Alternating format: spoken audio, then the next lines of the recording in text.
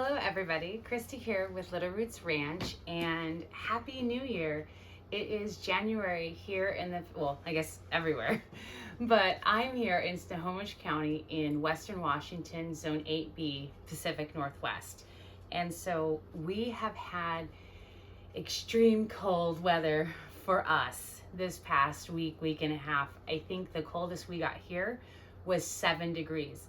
That's why this video is being shot inside next to the wood stove. It is so warm and it feels so nice. I originally wanted to film in the greenhouse, but it is just so cold. I would be like, I wouldn't be able to do it, but it is January. And the exciting thing about January is the days are still short, but even by like 20 seconds or 1 minute or whatever it is, the days are getting longer. And that's so exciting because those long days bring all the joy to all the gardeners. And so I always get really excited. Also, generally, January has slightly warmer temperatures than December. And so we're taking a step in the right direction. For those of you who are not in Western Washington, we had insane cold weather this past week and a half, and where we just stayed under freezing for like a week, and there was just ice everywhere. We have a different kind of snow, it's more a higher moisture content. But anyway, so with all of that going on, it's really hard to think about summer tomatoes and, you know, tasty cucumbers with a little bit of salt and running through the garden, the flowers.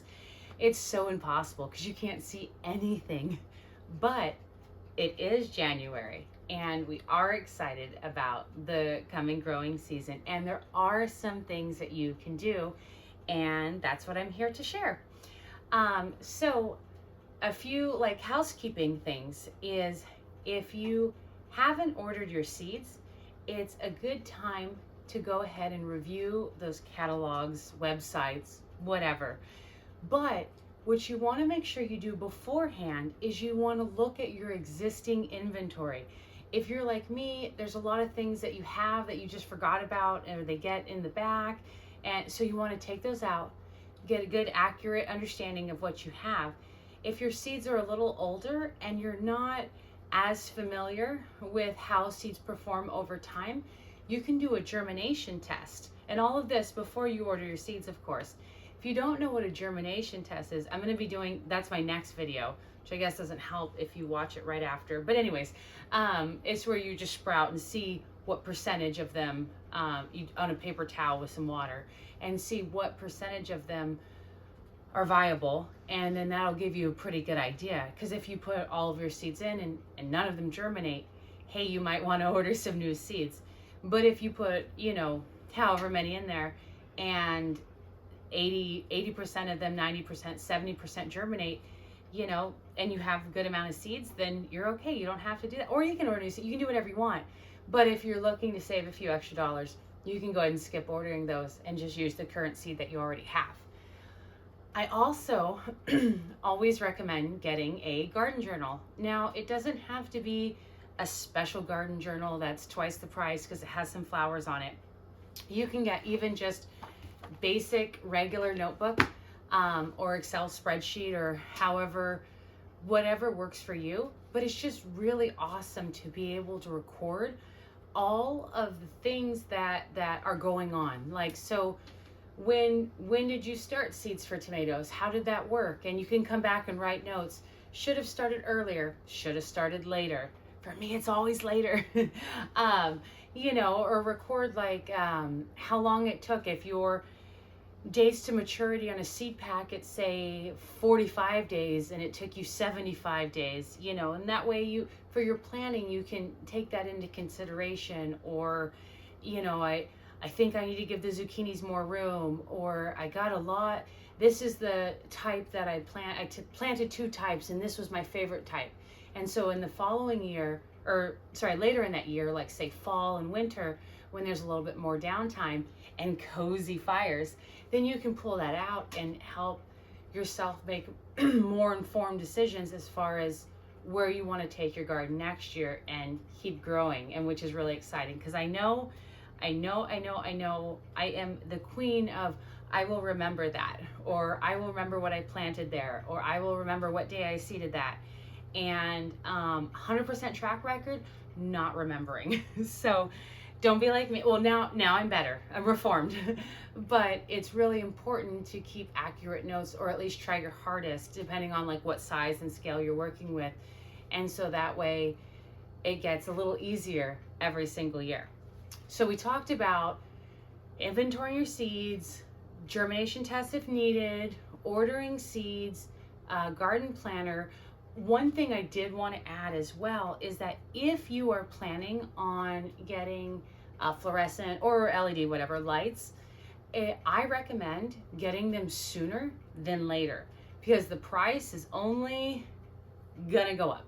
And the best time, I think, is actually in the fall, but we're past that, so no better time than now. But I do know for sure that if you order it later, say in the early spring, when it's top of mind for everybody else, then the merchants are absolutely going to charge a price equal to demand, which is going to be high, or they might sell out, or I don't know how the cargo thing's doing. But definitely, if you need to purchase some items, I highly recommend just doing it now. Not as many people are thinking of a lot of people are, but not as many people are, so you have more of a chance of getting it and paying a better price for it, especially if you're using like an online retailer or something like that. So we covered all of those prep things. Another thing another topic of things to do in January, and it's not just January, like you have to do it this week, or it's kind of in the range, but it's going to deal with trees and bare root trees, shrubs, all of those things. So right now, your deciduous trees and things like those they're dormant, right? And so that's when you want to do their pruning. Remember, no more than 30% per year. That's when you do your pruning. If you spray your trees or bushes or anything like that, you want to get those sprays done now while it's dormant. If you need to transplant bare root trees, shrubs, whatever, you would do those now. If you have a tree in a container that you want to transplant, you want to hold off, because you want to do that within a month of the last frost date. So we're not moving those ones yet, but if you have bare roots, go for it. If you need to do pruning, absolutely go for it. I have an apple tree that I inherited when we purchased this property, and it is wild. It's way overgrown, and I was a little scared and super busy to attempt it previously, but this is the year that I start learning. I've pruned fruit trees that have already been started for success, but I've never taken a monster and reformed it. So that's what I'm working on now.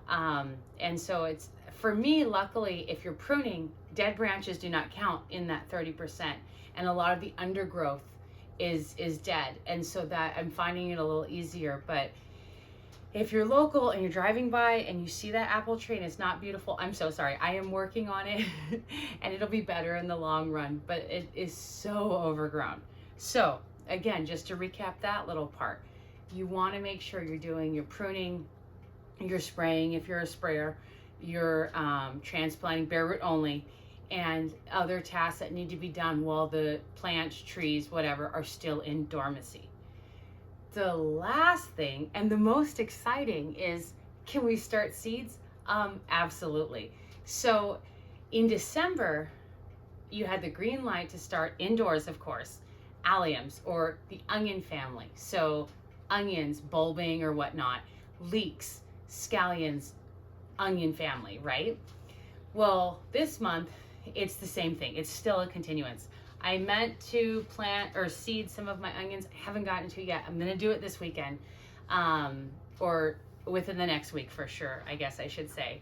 And so get those started. Another thing that you can get started are artichokes. Those are excellent, and they grow really slow. They grow really cool. I like how the leaves look. You'll see it if you start them. Again, all of these are going to be started indoors. So onions, artichokes, also spinach, lettuce, and your hardy lettuces too. like your escarole and your endive, and then also beans, peas, and fava beans. Now, beans, peas, specifically peas and favas, can be planted outdoors in about a month. But if you want to get an early jump, you can go ahead and start those inside now. I like to wait, but it's your call. If you're chomping at the bit, go for it. You'll just have to transplant them out later. But so it's not too big of a list, right? Because it is still early in the growing season. But it's a little bit of something that we can work with. So to recap, artichokes, onions, all different kinds, lettuce, including your hardy greens, spinach, and peas, fava beans, oh, and also cardoon. I almost forgot about that. I don't grow that yet, so I almost forgot about that.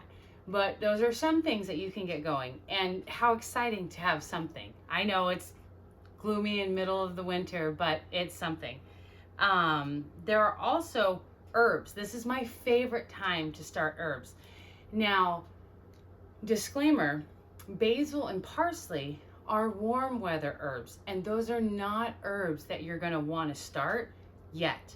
So hold off on those. But your oreganos, your ever so slowly growing rosemary. If you start rosemary from seed, I recommend from a cutting. But if you start it from seed, it's going to grow really, really slow.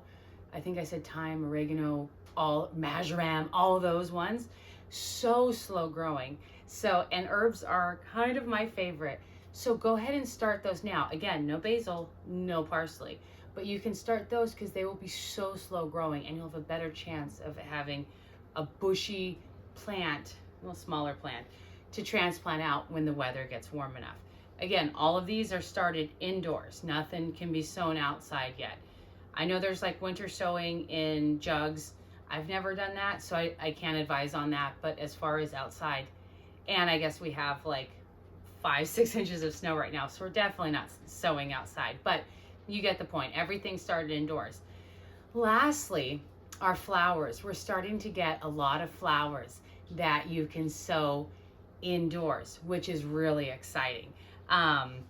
So I'm just going to go ahead and read a quick list because I could not pretend to know all of them memorized. But they are wax begonia, heliotrope, wax flower, spurge, prairie gentian, geraniums, mallow, bee balm, wallflower, petunia, carnation, snapdragon, dahlia, lawn daisy, plume thistle, Roman chamomile, yarrow, and viola.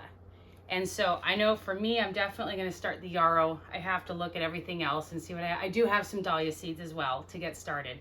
But it's a little bit of something to start in the middle of the winter, and it's so exciting. So to recap again, do your seed inventory, your germination if possible. If you haven't done a soil test, you can also send that out. Order your seeds. If you need any of the seed starting things like lights specifically, but or heat mats, things like that, get them now before the price goes up. As for your deciduous trees, bushes, shrubs, whatever, time to prune them if they're winter pruning. Time to spray them if you spray. Transplant if they're bare root, not if they're in a container. For vegetable seeds, you can do artichoke, lettuce, hardy lettuces, spinach, cardoon, peas, beans, fava beans, even those are also bean. And you can do those things. Your herbs, not basil, not parsley, and then a bunch of flowers. So again, Happy New Year, Happy January, happy gardening. I hope that you're staying nice and warm. I know now that I'm over here right next to it, now I'm like sweating. I might be red, I don't know. But stay warm, and so exciting. Days are starting to get longer, and pretty soon we'll be getting out in the dirt. Not yet, but pretty soon. If you have any other January tips, or you know of things that I forgot to mention or couldn't think of, please drop them down below. I'd love to hear them, and I'm sure that others would like to learn as well, and we're all in this together, and everyone's always continuously learning. And so if you have any questions, there are no dumb questions. Drop them down. I'm happy to answer. And yeah, Happy gardening. Thank you.